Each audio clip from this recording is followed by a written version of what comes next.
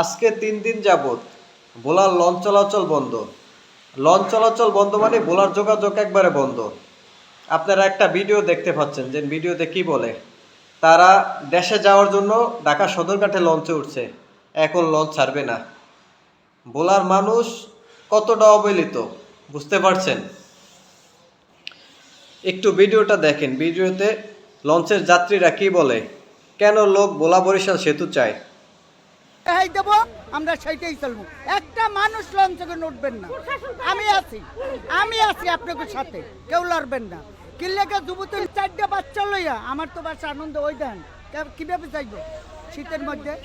হ্যাঁ, আমরা না দেখতে আমরা ওইতে কি পাশেই যাইতাম, চলে যাইতাম আখার উপরে। কয়েকদিন আগে ঘন কুয়াশার জন্য লাইনের একটি লঞ্চ অ্যাক্সিডেন্ট করে, অনেকগুলো যাত্রী অ্যাক্সিডেন্টের জন্য মারা যায়। তারপর থেকে লঞ্চ চলাচল বন্ধ করে। আর বিপদে পড়ে ভোলা জেলার মানুষ, কারণ আপনারা জানেন ভোলা জেলা একটা দ্বীপ জেলা, চারপাশে নদী। এই জেলার একমাত্র যোগাযোগ ব্যবস্থা হচ্ছে লঞ্চ ব্যবস্থা। ভোলা জেলার মানুষ কেন সেতু চায়? ভোলা জেলার মানুষ সেতু দরকার, তার জন্য সেতু চায়।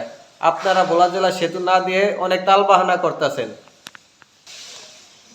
ভোলা জেলার মানুষ আর অবহেলিত থাকতে চায় না, তাদের ন্যায্য অধিকার তারা ফিরে পেতে চায়। দাবি মোদের একটাই, ভোলা বরিশাল সেতু চাই। ভোলা সেতু তাড়াতাড়ি করে দেন, ভোলার মানুষ আর অবহেলিত থাকতে চায় না। আমাদের ন্যায্য দাবি হচ্ছে ভোলা বরিশাল সেতু। ভোলার মানুষ এখন একটা দ্বীপের মধ্যে বন্দী, আর কতকাল এই দ্বীপের মধ্যে বন্দী থাকবে? ভোলার মানুষ চাচ্ছে যে তারা মূল ভূখণ্ডের সাথে যোগাযোগ থাকতে, তাদের সড়ক যোগাযোগ হবে। তারা দিনের চেষ্টায় তারা বিভিন্ন জায়গায় যাবে। দাবি মোদের একটাই, ভোলা বরিশাল সেতু চাই, আমাদের সেতু লাগবেই।